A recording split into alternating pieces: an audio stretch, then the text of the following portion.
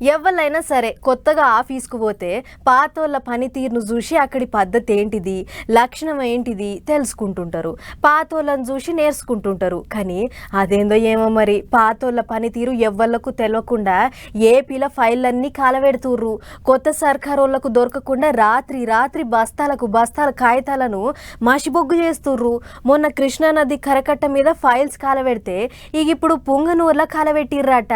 మరి ఫైల్స్ ఏంటివి, ఆ కథ ఏంటిదో ఒక్కసారి చూద్దాం పార్రి. మరి అదేందో ఏమో గాని ఏపీలకి నడమ సర్కారు ఆఫీసులల్లా అరలల్లా అల్మార్లల్లా భద్రంగా ఉండాల్సిన కాగితాలు కలపలు కాలి బూడిదవుతున్నాయి. తాపకో కాడ ఫైళ్లు కాలబెడుతున్నారు. గిట్లనే చిత్తూరు జిల్లా పుంగనూరులున్న ఎంపీడీఓ ఆఫీసు ఎదురుగానే ఉన్న కబరస్థాన్లా మాయి పొద్దుగాల సర్కారోళ్ళ రికార్డులను సంచులల్లా తీసుకొచ్చి కాలబెట్టిపోయినరాట.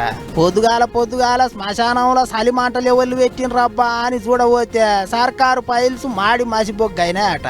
ఎంపీడీఓ ఆఫీసు రికార్డులే కావచ్చు అంటున్నారట టీడీపీ లీడర్లు. గిట్లనే మొన్నటికి మొన్న పెనమలూరులో 3 బస్తాల నిండా ఫైల్స్ కాలబెట్టిండ్రు. బండ్ల బస్తాలు మోసుకొచ్చి కాలబెట్టిపోతుంటే సైకిల్ పార్టీ వాళ్ళు ఎమ్మటి పడి బండి డ్రైవర్ ను దొరకబట్టి అడిగితే రామారావు అని ఆఫీసరే కాలబెట్టమని చెప్పిండని గా డ్రైవర్ చెప్పిండట. ఇప్పుడు గా వ్యవహారం ఏంటిదో తెలిసే పనిలోనే ఉన్నారట పోలీసు వాళ్ళు.